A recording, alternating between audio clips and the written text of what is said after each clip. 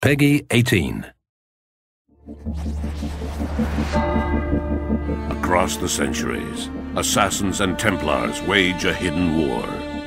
One side fights for freedom, the other for control. The fate of humanity hangs in the balance, and that balance is shifting. Welcome to Assassin's Creed Brotherhood Diaries.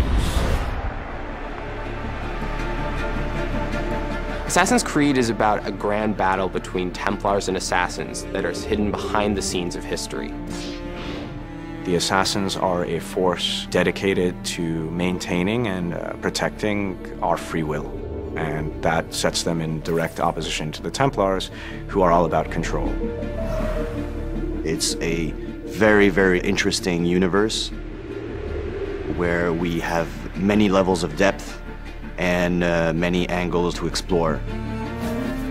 It's a totally immersive game where you get to relive amazing experience in a strong historical context. With Assassin's Creed, the fans are very important to us, and we know how many people are out there waiting for the next installment and are excited to see what's going to happen. So it's important on the story side that we deliver new twists, new turns, and that we continue the narrative the way we had begun. Assassin's Creed 1, as most of people know, was set in the Third Crusades during the 12th century. Assassin's Creed 2 was set in the Renaissance. This time around, we are going to focus especially on the city of Rome itself and on the life of Ezio, the second part of his life where he decides to build a new order, which we call the Assassin's Brotherhood. So Ezio is initially just a young guy who finds himself forced into this world that he never knew existed. He's then exposed to this war between Templars and Assassins, and then struggles and fights to find his place in things. And it just so happens to be sort of at the side of the Assassins.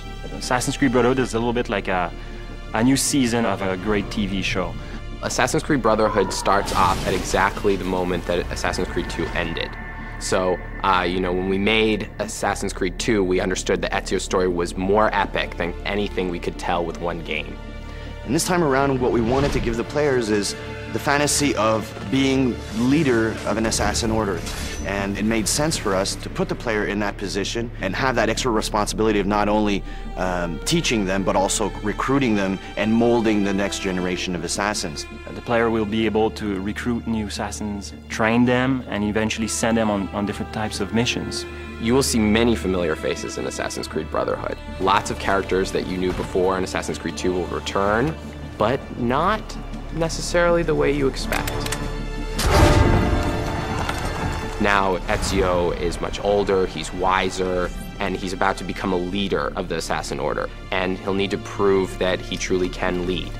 But things aren't going to go as planned. Next on the Brotherhood Diaries. We're introducing a fresh and unique multiplayer experience, so that's the first time we are doing that for the Assassin's Creed franchise. In Assassin's Creed Brotherhood, the player is going to get to actually create the Renaissance in Rome.